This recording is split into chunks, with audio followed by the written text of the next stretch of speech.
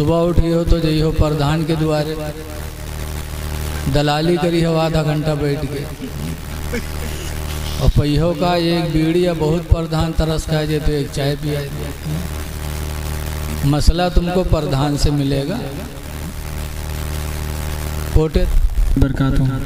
अल्हम्दुलिल्लाह अल्हम्दुलिल्लाह नहमदुहु व नस्तईनुहु व नस्तगफिरुहु व नु'मिनु बिही व नतवक्कलु अलैहि व नऊज़ु बिल्लाहि मिन शुरूरि अनफुसिना व मिन सय्यिआति अमालिना।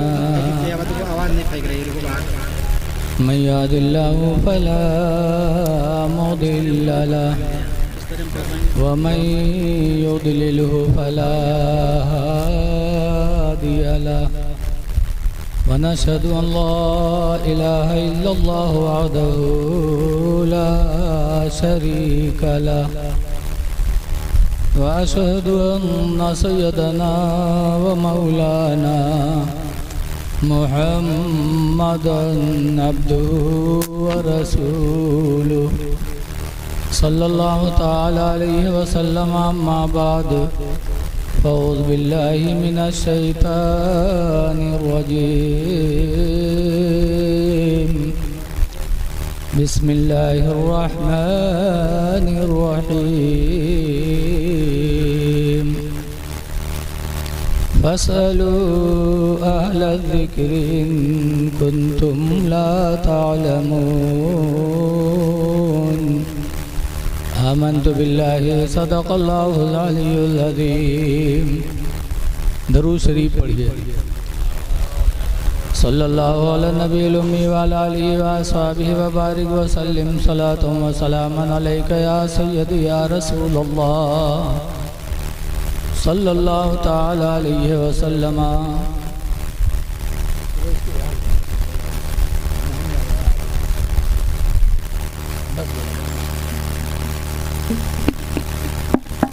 हज़रात, काफ़ी वक्त हो चुका है और आप बैठे हैं, लेकिन ये यकीन जानो कि जिसके लिए बैठे हैं वो सब हमको तुमको देख रहे हैं। किसके लिए बैठे हैं? अल्लाह की रज़ा के लिए और उसके रसूल की रज़ा के लिए, और वो देख रहे हैं। अल्लाह कुरान करीम में फरमाता है सयरल्लाहु अमलकुम व रसूलुहु। अल्लाह तुम्हारे अमल को देख रहा है और उसका रसूल देख रहा है। तो जब देख रहे हैं तो इंशाअल्लाह इसका बेहतर सिला भी मिलेगा।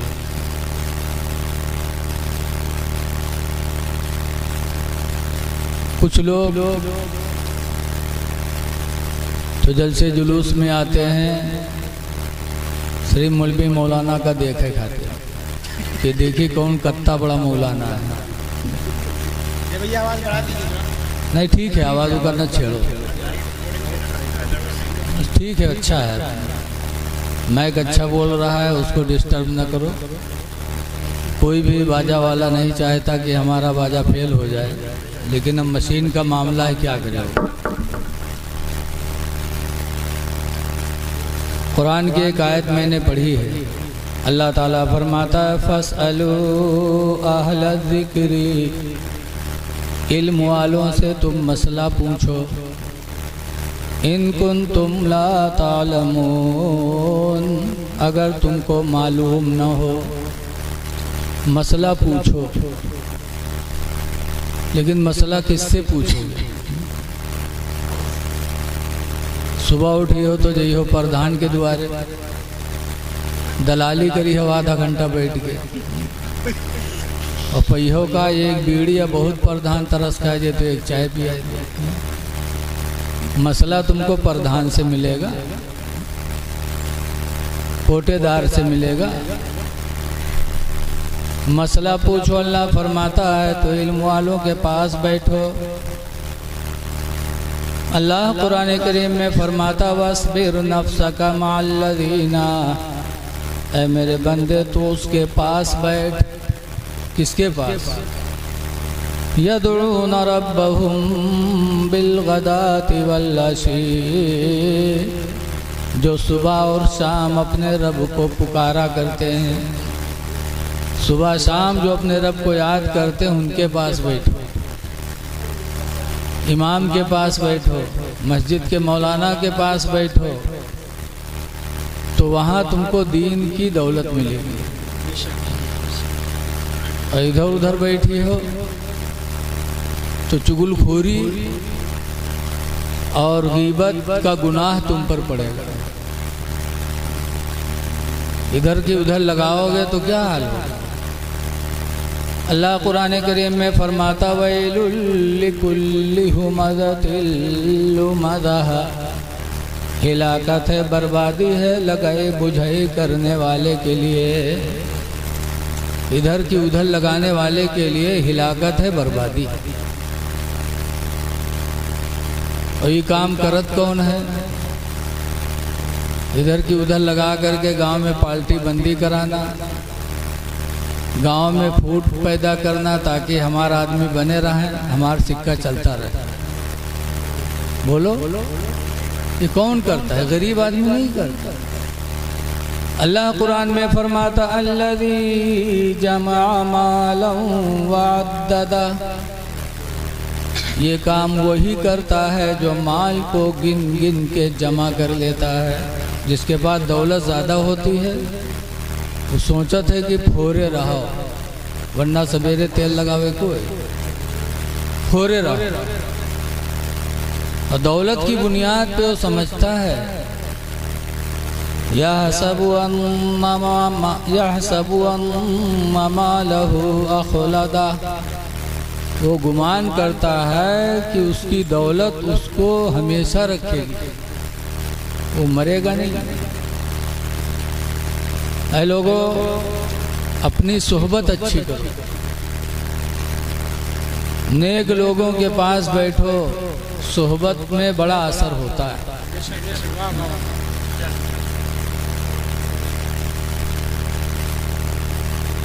हज़रत उमर फारूक आज़म रज़ी अल्लाह ताला अन्हु के दौर में एक शख्स पकड़ा गया और उसे इस्लाम की दावत दी गई, तो उसने कहा ना, इस्लाम तो नहीं कबूल करूँगा। तो उसके कत्ल का हुक्म दिया गया कि इसको कत्ल करो। तो एक सहाबी अर्ज करते हैं कि बड़ा खूबसूरत नौजवान है, कत्ल न करो इसको, हमें दे दो। दे दिया गया।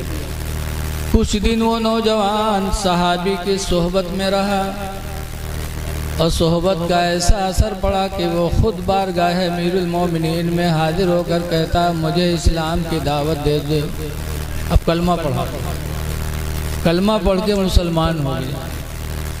सोहबत से पहले जान दे सकता था, इस्लाम नहीं कबूल कर सकता, लेकिन एक सहाबी की सोहबत मिल गई तो खुद ब खुद सोहबत की बरकत से इस्लाम लाने के लिए तैयार हो गया और इस्लाम ले आया। तो सोहबत में असर होता है, इसलिए अच्छे लोगों के पास बैठो। लेकिन आजकल आलिम मौलाना के पास बैठी हो कैसे उन्हीं के बुराई होटल पर होता, जहाँ देखो वो मौलवी बुराई। अरे मौलवी बुराई करी हो तो मसला किससे पूछी हो?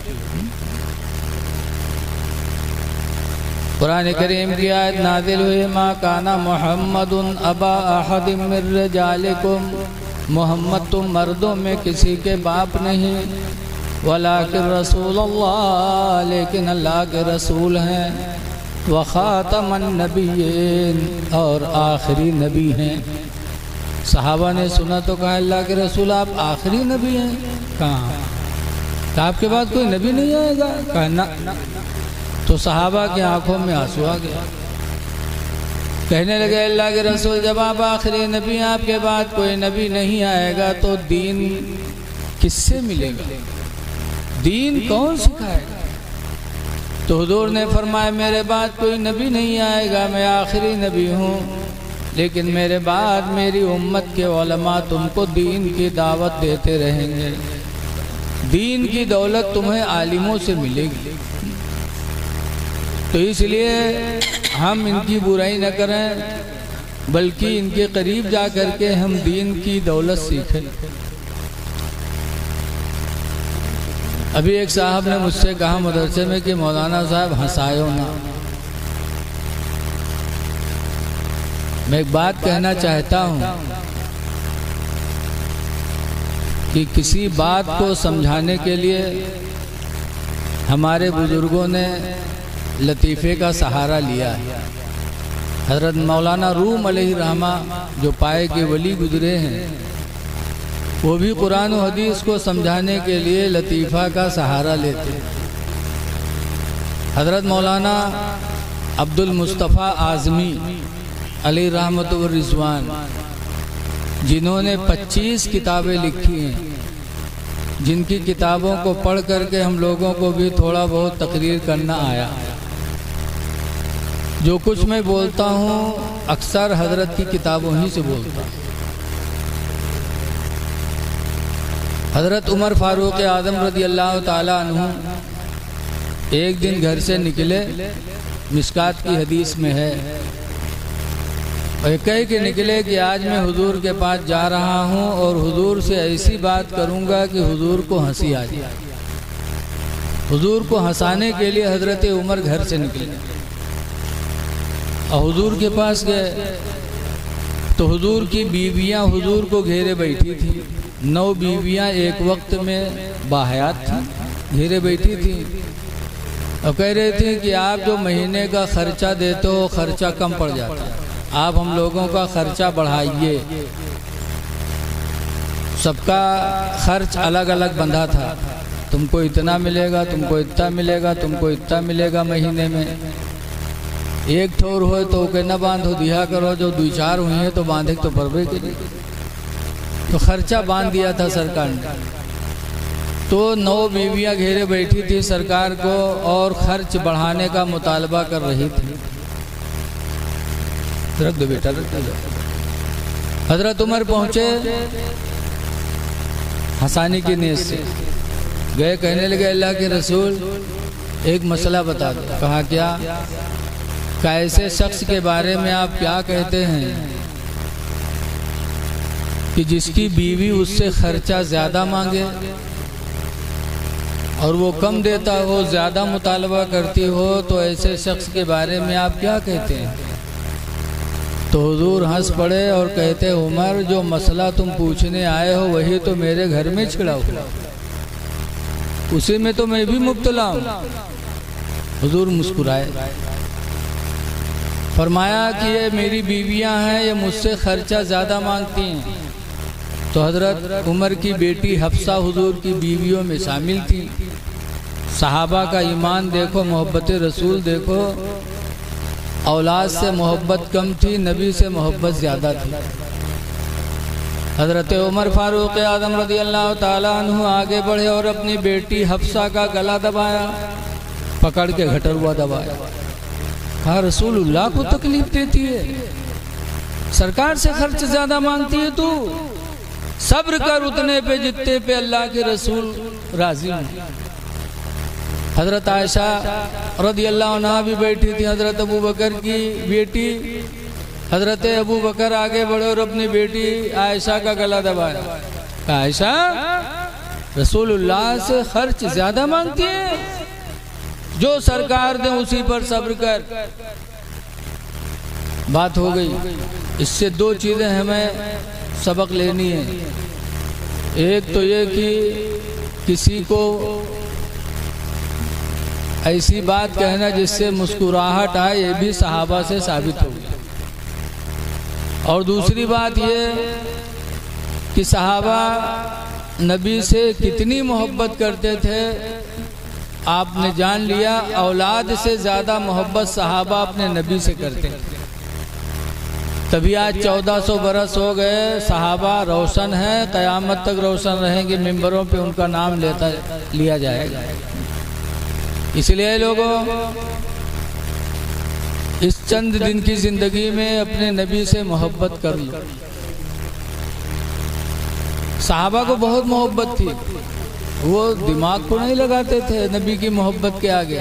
जैसे आज आपको किसी से दिली मोहब्बत होती है तो चाहे जुतियाए जाओ लेकिन जइयो वही रास्ता पर। बोलो क्यों? मोहब्बत है। अब अकल काम नहीं करती, और वो इसके रसूल था। मोहब्बत और इश्क ये अक्ल पे गालिब आ जाता है। हज़रत उमर फारूक आज़म रज़ी अल्लाह ताला अन्हु का ज़माना था। हज़रत अब्बास रज़ी अल्लाह ताला अन्हु का घर था मस्जिद नबवी के गली में, और उनके छत का परनाला यानी पैप जो पानी का गिरता था वो मस्जिद नबवी के रास्ते पे गिरता था। नमाजियों को तकलीफ होती थी आने जाने में, पानी गिरता था। तो लोग आए, हज़रत उमर से शिकायत किया कि अमीरुल मोमिनीन हज़रत अब्बास का परनाला उखड़वा दीजिए, उससे हम लोगों को तकलीफ होती है। हज़रत अब्बास गए, हज़रत उमर गए और अब्बास के छत का परनाला उखाड़ के अलग कर दिया। हज़रत अब्बास कहीं गए थे, आए देखा कि मेरे छत का परनाला उखड़ा हुआ है। पूछा किसने उखाड़ा? कहा अमीरुल मोमिनीन हज़रत उमर फारूक आज़म ने उखाड़ा। तो हज़रत उमर के पास गए, कहा अमीरुल मोमिनीन आपने मेरे छत का परनाला उखाड़ा है? कहा हाँ मैंने उखाड़ा है। मस्जिद नबी में आने वाले नमाजियों को तकलीफ होती थी। तो हज़रत अब्बास कहते हैं उमर आपको पता है वो परनाला किसने लगाया था? कहा किसने लगाया था? कहा मेरे दोनों कंधों पे हुजूर चढ़ करके अपने हाथ से वो परनाला लगाया था। हजरत उमर ने सुना तो रो पड़े। कहा अफसोस, जो परनाला मेरे नबी ने अपने हाथों से लगाया उसको मैंने उखाड़ दिया। अब्बास चलो, तुम्हारे कंधों पे चढ़ के रसूलुल्लाह ने वो परनाला लगाया था, आज तुम मेरे कंधों पे चढ़ के वो परनाला उसी जगह लगाओ जहां अल्लाह के रसूल ने लगाया था। और लगवा दिया। ये नहीं देखा कि तकलीफ होती है, किसी पे पानी गिरता है ना, मोहब्बत रसूल सहाबा के ऊपर गालिब थी। इसलिए लोगों अगर चाहते हो कि हम कामयाब रहें तो अपने नबी से सच्ची मोहब्बत करो। लेकिन मोहब्बत जब ही मानी जाएगी जब हम नबी के सुन्नतों की आमिल हों।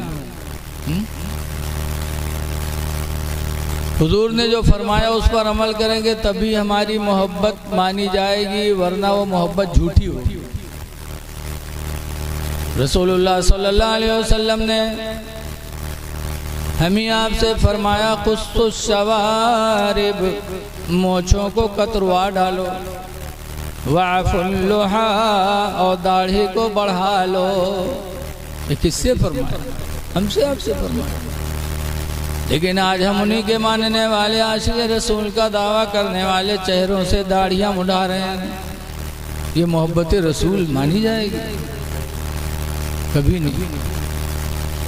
ऐ लोग इस पुरपतन दौर में अपने चेहरों पे दाढ़ी रखा करके मुसलमान की जिंदगी जी लो। दाढ़ी मुसलमान की निशानी है। 1,24,000 या 2,24,000 कमोबेश नबी दुनिया में आए, लेकिन किसी नबी ने दाढ़ी नहीं बनवाई। रसूलुल्लाह सल्लल्लाहु अलैहि वसल्लम के सहाबी हज्जतुल विदा में तकरीबन 1,40,000 जमा थे, लेकिन किसी सहाबी ने दाढ़ी नहीं बनवाई। ऐ मुसलमानों, तुम चेहरों पे दाढ़ियां रखा लो ताकि जिस राह से गुजरो देखने वाले जाने कि मुसलमान जा रहा है, नबी का कोई दीवाना जा रहा है। अल्लाह कुरान में फरमाता वला तमूतुन्ना इल्ला व अंतुम मुस्लिमून, हरगिज हरगिज तुम ना मरो मगर मुसलमान बन के मरो। दुनिया से जाओ तो देखने वाला कहे कि आज दुनिया से एक मुसलमान जा रहा है। नबी से मोहब्बत करो। दाढ़ी कब्र में रोशनी का सहारा है।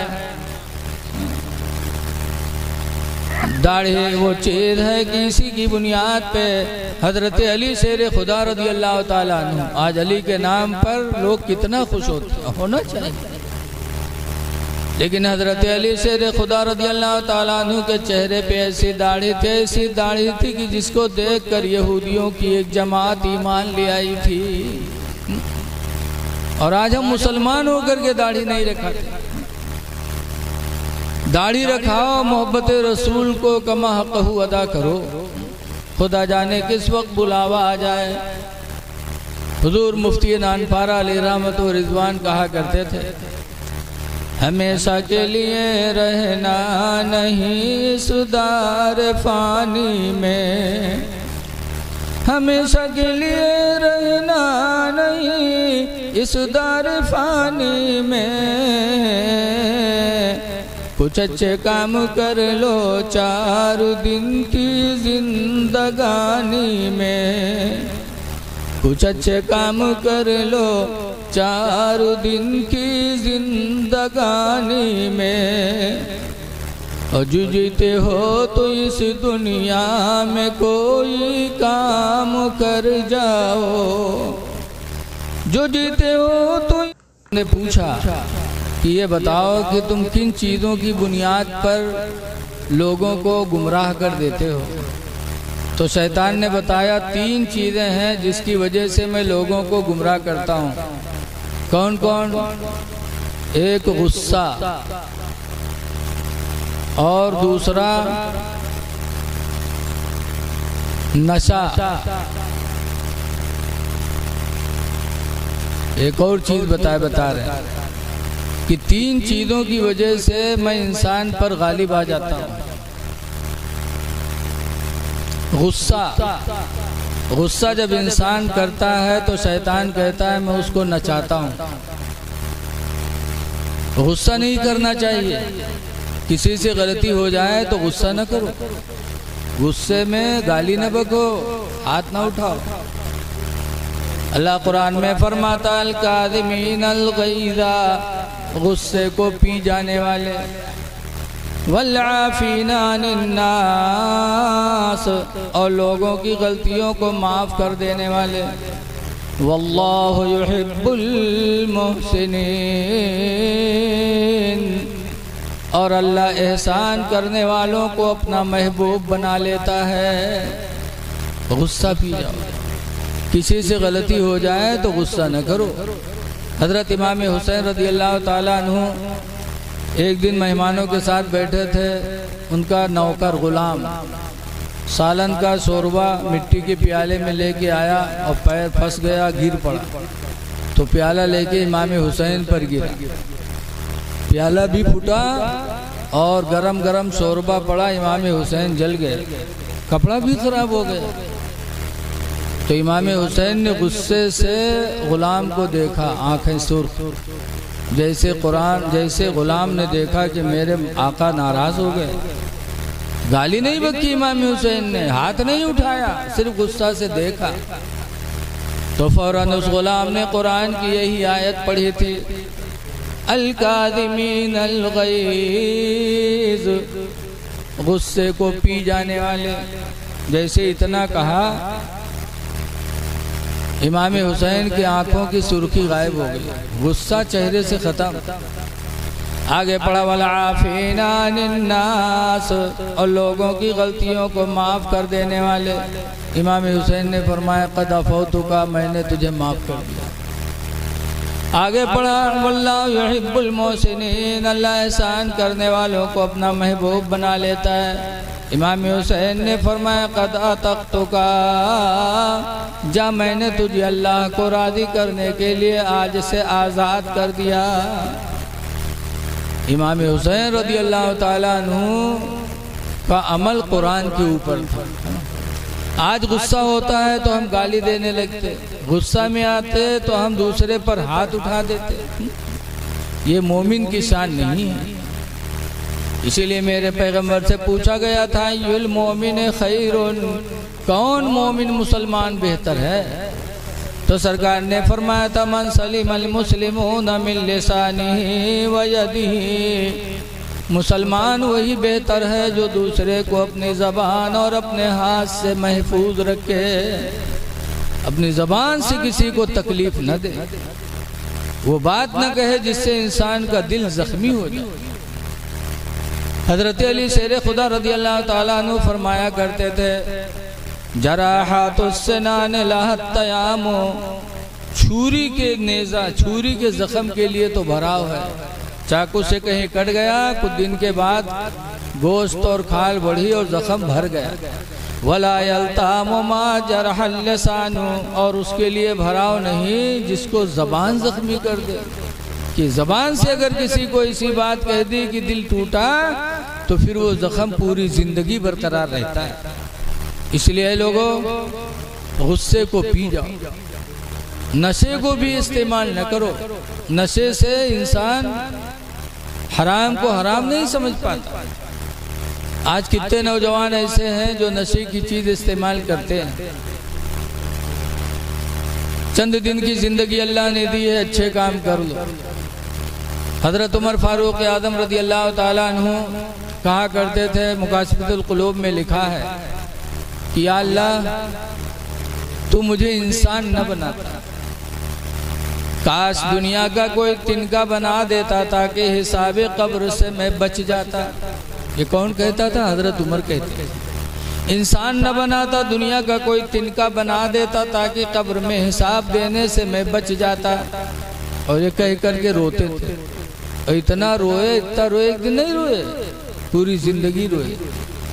और ऐसा रोए कि आँखों से आंसू बहते बहते बहते बहते हज़रत उमर के दोनों रुखसार पे काले निशान पड़ गए थे। यहाँ तक कि जब हज़रत उमर का इंतकाल हुआ, लोगों ने लाश को नहलाया, तो उस वक्त भी अमीरुल मोमिनीन के चेहरों पे वो निशानात दोनों मौजूद थे। अल्लाह के डर से इतना रोते थे, जबकि वो इतने नेक थे कि हज़रत आयशा सिद्दीक़ा रज़ी अल्लाह अन्हा ने हुजूर से पूछा था, अल्लाह के रसूल, ये आसमान में जितने तारे हैं, क्या इतनी नेकियां किसी के पास हो सकती हैं? कहा किसके पास? कहा उमर फारूक आज़म के पास। जरा सुभान अल्लाह बोल दो यार, उमर के पास। इससे पता चला कि रसूलुल्लाह को अल्लाह ने इल्मे गैब अता फरमाया था। आसमान में तारे कितने हैं क्या पता, लेकिन नबी को ये भी पता कि आसमान में तारे कितने हैं, और ये भी पता कि उमर के पास नेकियां उतनी हैं। हमको आपसे अगर हमसे कोई पूछे कि मौलाना तुम्हारे पास नेकी करते हैं, गुनाह करते हैं, तो हम खुद ही ना बता पाएंगे। बोलो, आप नहीं बता पाओगे। और रसूलुल्लाह सल्लल्लाहु अलैहि वसल्लम दूसरे की नेकी को बता रहे हैं। ये मेरे नबी के इल्मे गैब ही का आलम है। और हज़रत आयशा का ईमान भी था, वरना ये बात कुछ भी न करती। उनका अकीदा था कि मेरे नबी को सब कुछ मालूम। तभी पूछा था आसमान पर तारे कितने हैं, जितने तारे उतनी नेकियां किसी के पास हैं। अकीदा था तभी पूछा, वरना जैसे आप लोग हम मौलाना हमसे मसला पूछियो वजू नमाज करना, थोड़ो पूछियो कि दस्त बहुत तेज आवत है, कोनो गोली बताओ। बोलो, हम कहे हम डॉक्टर हैं कि मौलवी हैं, बताओ। और डॉक्टर से जाओ पूछो कि हम अपनी बीवी गुस्सा में है, एक तलाक दिया, तलाक पड़ी कि नहीं पड़ी, तो डॉक्टर कहीं हमसे नुस्खा लिखा हुआ मसला पूछा है, जब मौलाना से पूछ। बोलो, बताएगा कि नहीं बताएगा? तो अगर हमसे कोई इलाज पूछे तो बेवकूफ़, डॉक्टर से मसला पूछे तो बेवकूफ़, और हज़रत आयशा रसूलुल्लाह से पूछ रही हैं, इसका मतलब कि हज़रत आयशा का अकीदा था कि नबी को सब कुछ मालूम है। बोलो, लेकिन आज कलमा पढ़े हैं और नबी के इल्म गैब का इनकार करेंगे। आपने सुना होगा बहुत मर्तबा कि जब जंगे बद्र हुई तो हुजूर के चचा अब्बास ईमान नहीं लाए थे, हुजूर से लड़ने गए थे। और जब लड़ने गए रहे तो घर में एक सरफी की थैली अपनी बीवी दीना उम्मुल फजल का टीका रखे रहा, अगर हम मर गए तो यही से अपन जिंदगी गुजारे, अगर चले आए तो कोई बात नहीं। अच्छा ये बताओ, हमने मेहरबक रुपया दे के बम्बई जाते हो तो चौराहे ठाड़ हुई के रुपया देते हो, घर में देते हो ना, ऐसे उन्होंने अपनी बीवी को घर में दिया। लेकिन जब हजरत अब्बास जंगे बद्र में गए और बद्र में अल्लाह ताला ने उनको कैदी बनाया और कैदी बनकर नबी की बारगाह में आए तो हुजूर ने फरमाया अब्बास फिदिया दो, रिहाई लो। भतीजे क्या दे दे, मेरे पास तो कुछ भी नहीं है। तो हुजूर ने फरमाया चाचा पास में नहीं है तो घर से मंगा के दे दो। कहा बेटा जानते हो मैं बहुत गरीब हूँ, मेरे घर में भी कुछ नहीं है। तो हुजूर फरमाते हैं चाचा वो रात की तन्हाई में जो अपनी बीवी को अशरफियों की थैली दिया था कि अगर मर गया तो इसी से जिंदगी गुजार लेना, वो थैली क्या हुई? हज़रत अब्बास कांपने लगे। अरे मक्का में मैंने अपनी बीवी को थैली दिया था, मदीने में रहकर सब कुछ देख रहे हैं।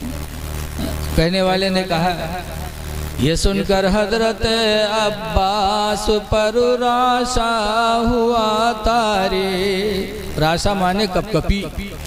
ये सुनकर हजरत अब्बास पर राशा हुआ तारे कि पैगंबर तो रखता है दिलों की भी खबरदारी। हजरत अब्बास नबी का इल्म गैब देखकर कहने लगे भतीजे अगर ऐसी बात है तो खुदा की कसम मुझे यकीन हो गया कि तुम्हारी नबूवत भी सच्ची है, तुम्हारी रिसालत भी सच्ची है। कलमा पढ़े और इस्लाम को कबूल कर लिया। तो एक वो ज़माना था कि नबी का इल्म गैब देखकर ईमान लाते थे और आज वो ज़माना आ गया कि ईमान लाने के बाद नबी का इल्म गैब इनकार करके काफिर हो जा रहे। अच्छा आप लोग सोचते हो कि जो इल्म गैब का इनकार करते हैं सब नहीं पढ़ाते हैं? का सब पढ़ाते हैं, सब सुनते, लेकिन ये वही कहेंगे जितना इनको 40 दिन के चिल्लम रटाया जाता है। 40 दिन चिल्लम चले जाए बस सिर वो वही रटे हैं। गैब का मानना सिर, नबी को हाजिर व नाजिर मानना सिर, नबी पर सलाम पढ़ना सिर, वो वही तालीम जिंदगी भर रटेंगे, कुरान हदीस नहीं देखते। इनका हाल तो ऐसे जैसे मौलाना अब्दुल मुस्तफ़ा आज़मी लिखते हैं अपनी किताब में कि एक आदमी की शादी हुई, बीवी रुखसत हो गई और 3 महीना भय बिहाय की एक लड़का की महतारी हो गई। अब हफ्ता 2 हफ्ता के बाद उसके मर्द के चेहरा झुराएगा। तो एक दिन कहला कि आरे जी के घर में लड़का पैदा होता है चेहरा चटक लागत है और हमरे यहाँ जो उन्हें दिन से लड़का बहुत और चेहरा झुराते जाते, कहा बात है रे? तो कहते तुमका कहा यहाँ गाँव में यहाँ निकला बाप होता, तुम कहते चेहरा काहे झुराता है? कहीं काहे कहीं जहारे जाए थे वारे पकड़ पकड़ पूछा थे कि अरे 3 महीना तुरे बिहाई बहुत के लड़का कैसे हुई करे? औरतिया कहीं समझा नहीं पाओ तो कहीं कहा समझा दी जब 9 महीना होए चाहिए 3 महीना होएगा तो हम कहा समझा दिए। तो औरतिया कहीं तुम हो गधा, ये बताओ कि तुमरे बिहाय कत्ते दिन हुआ? कहीं 3 महीना, कहीं न हमरे बिहाय, कहीं तुमरे बिहाय 3 महीना हुआ, कहीं लड़कवा कई दिन पर हुआ, कहीं वहाँ 3 महीना हुआ। औरतिया पढ़े इस पहाड़ा घर में कि जोड़ सब कई महीना हो गए, 3 महीना तेरे भी आए होगा, 3 महीना हमरे भी आए होगा, 3 महीना लड़का बहुत सब 9 महीना नहीं होगी रे। था वो क्या समझ में आवा कही हाँ यार ये तो 9 महीना पैदा हुआ। अब गाँव वाले पर खफा कही तब कौन सार बोल देते हो कि खैरियत नहीं। अब सुबह निकला फिर कौन पड़ोसी कुर्ता पकड़ के खींच इसके यारा यारी कस के रे 3 महीने तेरे बिहाई हुआ तो लड़का कैसे होगा रे? बस लड़ीगा उससे कहीं कहा 3 महीना भवा हो, 9 महीना तो भवा है। 3 महीना हमरे ब्याह होगा, 3 महीना मेहरबक ब्याह होगा, 3 महीना लड़का बस सब 9 महीना नहीं होगी। पूरा गांव एक लंग वो अकेले एक लंग वह बक्के जो ने रोटियां रटाई दिए। यही हाल इन नजदियों का है। सब कुछ पढ़ेंगे, कुरान हदीस पढ़ेंगे, सुनेंगे, लेकिन बकी है वहाँ जो 40 दिन के चिल्ले में इनका रटावा नहीं। ऐ सुन्नी मुसलमानों अकीदा रखो, बगैर अकीदे के हमारे आमाल बारगाह नबी में कबूल नहीं होंगे। अल्लाह का वादा मन अमिला सालिहन मिन ज़करिन औ उन्सा, जिसने भी अच्छे अमाल किया चाहे मर्द हो या औरत हो, वह हुआ मोमिन, दरहाले कि वो ईमान वाला है। अगर ईमान वाला है तो अल्लाह फरमाता फलनुहयन्नहु हयातन तय्यिबा, तो हम उसको अच्छी जिंदगी अता करेंगे। अच्छी जिंदगी अल्लाह किसको देगा? जो ईमान के साथ साथ अमाले सालिहा करेगा। लेकिन अच्छी जिंदगी का मतलब आप लोग नहीं समझ पाइए। आप लोग अच्छी ज़िंदगी का मतलब आप लोग ये हम समझते हैं कि जिसके यहाँ 30-35 लाख की गाड़ी हो, 3 मंजिला घर हो, दौलत हो, कारोबार हो, उसकी अच्छी ज़िंदगी है ना। अच्छी ज़िंदगी किसकी है?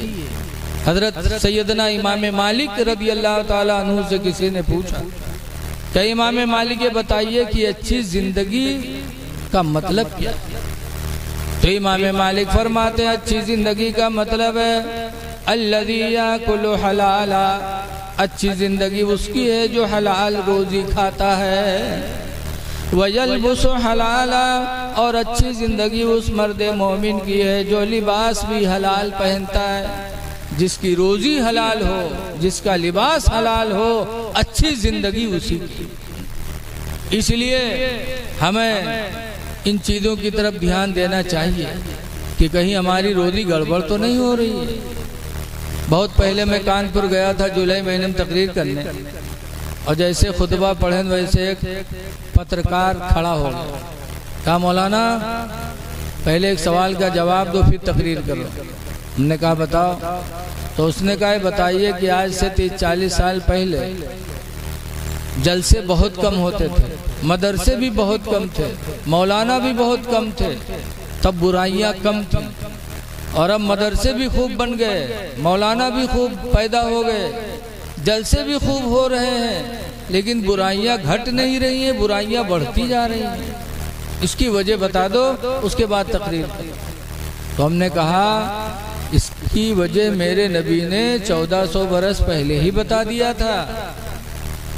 मेरे नबी ने फरमाया था हदीस पाक है अनासिन काला काला रसूलुल्लाह सल्लल्लाहु अलैहि वसल्लम, हजरत अनस से रवायत है, फरमाते अल्लाह के रसूल ने इरशाद फरमाया याती अलन्नास ज़मानुन, लोगों पर एक ज़माना ऐसा आएगा ला युबालिल मरो, कि उस ज़माने में इंसान सोचेगा नहीं मा अख़ज़ मिन्हु, जिस चीज़ को हाथ में लेगा, अमिनल हलाली अमिनल हराम, उसके बारे में सोचेगा नहीं कि मेरे लिए हलाल है या हराम है।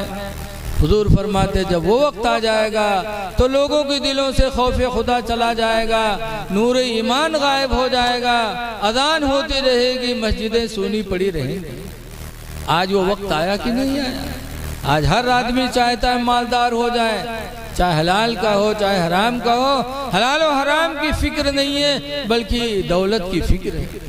इसलिए लोगों अच्छी जिंदगी चाहते हो तो कोशिश करो कि हमारी रोजी भी हलाल हो, हमारा लिबास भी हलाल हो, और जैसी रोजी तलाश करोगे वैसे पाओगे। एक चोर चोरी करके रोजी चाहता तो अल्लाह चोरी के जरिए देता है, एक इंसान मेहनत करके रोजी कमाता है तो अल्लाह मेहनत करके देता है।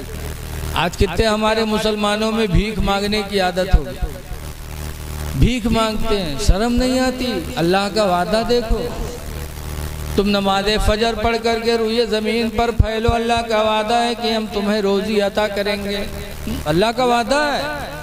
कुरान में अल्लाह फरमाता या अय्युहल्लज़ीना आमनू इज़ा क़ुदियतिस सलाह, ऐ ईमान वालो जब नमाज तुम्हारी अदा हो जाए, फंतशिरू फिल अर्द, तो ज़मीन के ऊपर फैलो, वब्तगू मिन फ़ज़लिल्लाह, और अल्लाह के फजल से रोज़ी तलाश करो, अल्लाह का फजल तलाश करो।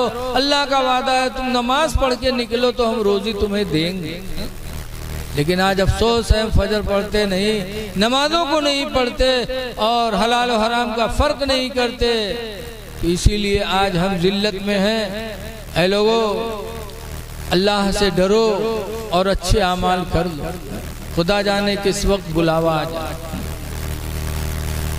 आज हम नमाजों की तरफ तवज्जो नहीं करते, आज हमारी नमाजें छूटती जा रही हैं। याद रखो रसूलुल्लाह सल्लल्लाहु अलैहि वसल्लम ने अपने एक सहाबी हजरत मुआज़ इब्न जबल को यमन का गवर्नर बनाया था। जब गवर्नर बना दिया तो हुजूर ने चंद बातों की वसीयत की थी। एक वसीयत मेरे नबी ने भी किया था, ला तउक़्क़न वालिदैक, ऐ मुआज़ इब्न जबल गवर्नर हो गए हो, लेकिन हरगिज़ हरगिज़ अपने माँ बाप की नाफरमानी न करना। माँ बाप की नाफरमानी न करना। ये न समझना कि हम गवर्नर हो गए हैं तो हम पर बाप की फरमाबरदारी वाजिब नहीं, माँ की फरमाबरदारी वाजिब नहीं। ऐ मुआज़ इब्न जबल हरगिज़ हरगिज़ माँ बाप की नाफरमानी न करना। वइन्न मराका अन तख़रुज मिन अहलिका व मालिका, अगर वो दोनों हुक्म दे दें कि घर छोड़ दो तो छोड़ देना, बीवी को तलाक दे दो तो तलाक दे देना, लेकिन माँ बाप की नाफरमानी न करना। हज़रत उमर फारूक आज़म रज़ी अल्लाह ताला अन्हु की पतोहिया हज़रत अब्दुल्ला की बीवी हज़रत उमर को तकलीफ़ पहुँचाती थी। हज़रत उमर को अक्सर उससे तकलीफ़ रहती थी। एक दिन अपने बेटे अब्दुल्ला को बुलाया, कहा बेटा इससे मुझे तकलीफ़ रहती है, इसको तू तलाक दे दे। तो हज़रत अब्दुल्ला ने सर झुका लिया, नहा न नाही, बीवी के मामले में बड़े बड़े फेल हो जाते, चुप चुप। तो हज़रत उमर रज़ी अल्लाह अन्हु उठे और हुजूर से जाके शिकायत की, कि अल्लाह के रसूल अब्दुल्ला की बीवी मुझे तकलीफ़ पहुंचाती है और मैंने कहा तलाक दे दे तो उसने तलाक नहीं दिया, खामोश हो गया। हुजूर ने अब्दुल्ला बिन उमर को बुलाया, बुलाने के बाद फरमाया तल्लिक इमरातिका, अपनी बीवी को तलाक दे। हज़रत उमर से जब हज़रत अब्दुल्ला बिन उमर से हुजूर ने फरमाया तो अब्दुल्ला बिन उमर ने अपनी बीवी को तलाक दे दिया। पता चला कि माँ बाप की फरमाबरदारी औलाद पर वाजिब है। औलाद चाहे गवर्नर हो, चाहे वो आलिम हो, चाहे हाजी हो, चाहे वकील हो, चाहे जज हो, माँ बाप की नाफरमानी न करना। इसीलिए हदीस में है कि माँ बाप की नाफरमान औलाद पर जन्नत क्या, जन्नत की बू भी हराम। जो औलाद अपने माँ बाप की नाफरमानी करे तो जन्नत क्या, जन्नत की खुशबू से भी वो महरूम रहेगा। इसलिए नौजवानों, रसूलुल्लाह सल्लल्लाहु अलैहि वसल्लम की इस फरमान को दिलों में जगह दो और अपने माँ बाप की फरमाबरदारी करो। दूसरी वसीयत किया था सरकार ने, 10 वसीयतें किया था, 2-3 बता रहा हूँ उसमें से। एक वसीयत ये भी किया था कि ला तत्रुकन्ना, दुनिया में कोई काम कर जाओ, खुदा तौफीक दे तो खिदमत इस्लाम कर जाओ, खुदा तौफीक दे तो खिदमत इस्लाम कर जाओ। अल्लाह दे तो मसाजिद और मदारिस की तरफ तवज्जो दे, मदरसों को अच्छा बना लो, मस्जिदों को अच्छा बनाओ, और अल्लाह दे तो अल्लाह के बंदों पे खर्च करो, तभी तुम नेकी पाओगे। कुरान करीम 4 पारे की आयत है, लन तनालुल बिर्रा हत्ता तुनफिकू मिम्मा तुहिब्बून, हरगिज तुम नेकी नहीं पाओगे जब तक अपनी पसंदीदा चीज़ अल्लाह के नाम पर खर्च नहीं करोगे। पसंदीदा चीज़ जो तुम्हें पसंद है। हज़रत उमर फारूक आज़म रज़ी अल्लाह अन्हु के लड़के हज़रत अब्दुल्ला बिन उमर ने जब सुना तो हुजूर की बारगाह में कहने लगे जाकर के कि अल्लाह के रसूल, दुनिया में हमें सबसे ज़्यादा कोई पसंद है तो हमारी बांदी पसंद है। एक जंग में माले गनीमत में उनको एक बांदी मिली थी, लड़की औरत जिसको कहते हैं, और बांदी से आदमी वही ताल्लुकात रखता है जो बीवी से। कहने लगे अल्लाह के रसूल, जब अल्लाह कहता है पसंदीदा चीज़ खर्च करोगे तब नेकी पाओगे, तो हमारी बांदी हमको बहुत अच्छी लगती, बहुत खूबसूरत है, मुझे बेपनाह पसंद है, लेकिन नेकी जब मिलेगी जब हम पसंदीदा चीज़ को खर्च करेंगे। तो अल्लाह के रसूल, मैं अपनी बांदी को अल्लाह के नाम पर आज़ाद कर रहा हूँ, आज़ाद कर दिया। हज़रत अबू तलहा अंसारी रज़ी अल्लाह अन्हु की खजूर की एक बाग थी मदीने मुनव्वरा में, बहुत फल आता था उस बाग में। गए कहने लगे अल्लाह के रसूल, जब अल्लाह कहता है कि पसंदीदा चीज़ खर्च करोगे तब तुम नेकी पाओगे, और मुझे सबसे ज़्यादा पसंद है तो अपनी खजूर की बाग पसंद है, लिहाजा मैं अपनी बाग को अल्लाह के नाम पर वक्फ कर रहा हूँ, वक्फ कर दिया इस्लाम के लिए। तो जो चीज़ पसंद हो अल्लाह के नाम पर खर्च करो तभी नेकी मिलेगी। लेकिन आज का हाल यह है कि जो चीज़ अपने को नापसंद वही अल्लाह के नाम पर दी जाती है। मौलाना अब्दुल मुस्तफ़ा आज़मी अलैहिर्रहमा अपनी किताब में लिखते हैं कि एक मस्जिद रहा है, एक मौलवी साहिब इमामत करते रहे, तो गांव में यहाँ सब लोग मौलवी साहिब के दाहसेरी दें, सब लोग चंदा दें, दावत लें, रमज़ान में आवे तो अफ्तारी करावें। और एक घर गांव में ऐसा रहा है जो इमाम साहब के ना दाहसेरी दे, न चंदा, न खाना, न दावत, न अफ्तारी, कुछ नहीं। मौलवी साहब जान गए कि गांव में अगर कोनो दुश्मन है तो हमार फलनवा।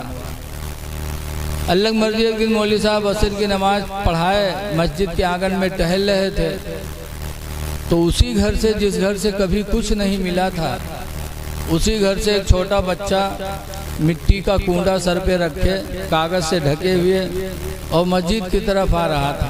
मौलवी साहब देखें तो मुँह में पानी आवा, लेकिन आज है कौन जुगाड़।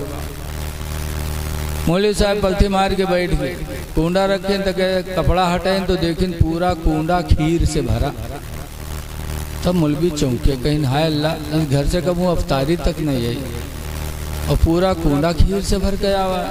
तो लड़कों से कहे लगे कि अरे तेरे अम्मा का अगर पठवे ग्राम रे खाते तो कोनो पियाली में पठे दिए हो, कोनो प्लेट में पठे दिए हो, ये पूरा कूंडा भर के कहे पठे से काम भैंसा वैसा हुई का। तो लड़कों के ना ही मौलवी साहब, अम्मा हमार खीर बना के रखीन और चली गई पानी ले, अत्ते में यहाँ कुतवा आवा मुँह डार के खाएला। तो अब्बा लाठी लेके अम्मा पर दौड़े के आए, रे खीर कुत्ता झूठ गई थी सी कहा भाई रे। तो इन घबराओ ना मस्जिद में पठे थे, मुल्ला जी खाए ले।